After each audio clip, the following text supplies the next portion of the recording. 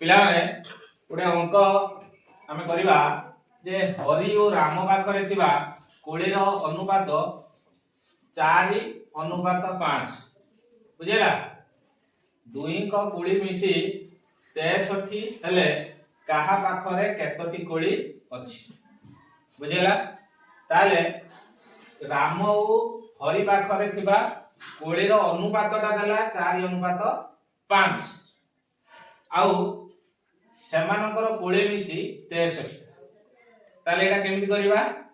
प्रथमे आमे ताको अनुपातटाको जो अछि 4:5 ताको आमे गुण हिसाब रे लेखा केमिति कर हरि पाखरे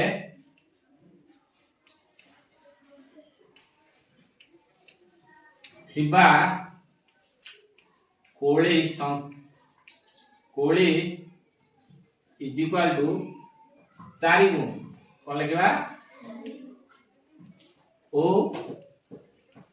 राम पाखरे थिबा कोली इक्वल टू 5 गुण बुझेला।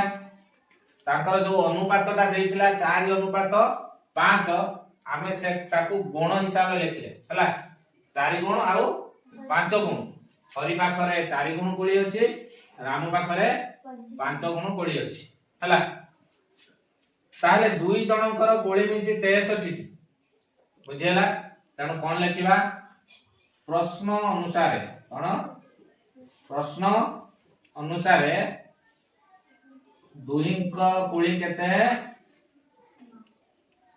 दुईंक कोली संख्या केते 63 केते 63 बुझेला। तेणु दुईंक कोली रो हमें गुण हिसाब जो नेथिले 4 गुण युक्त 5 गुण इक्वल टू हमें एटी 63 लिखिबा। 4 गुण 5 गुण को मिसेले केते 9 गुण 9 गुण को केते 63 ताले 1 गुण को केते आछि 63 रे हमें 9 को डिवाइड करिबा 9 63 7टी आछि ताले 1 गुण को केतटी आछि 7टी। एबे हमें हरि रो कोली संख्या काढी परिबा। हरि रो कोली 4 गुण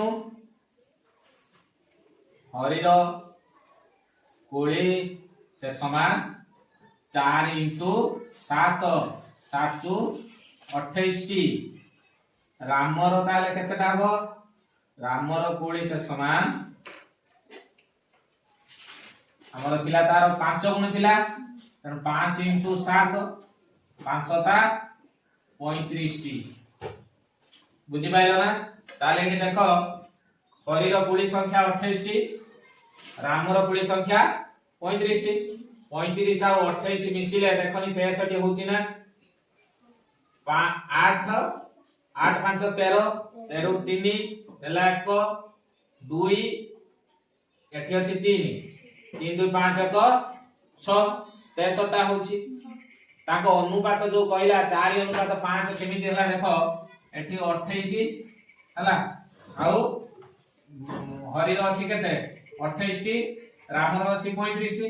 ताकर अनुपात देखो बाहर करिबा एठी काटी दबा 7 रे काटिबा 7 * 28 7 5 35 एठी 4:5 मानला ना वाला एइटा सब प्रश्न देइतिला जे राम आ हरि रो कोली संख्या अनुपात एति केले आ सेमानकर मूट कोली संख्या 63 हेले ताल काहार केतरा कोली आमे जानि पाइले हरि रो 28टी कोली अछि राम रो 35टी कोली अछि।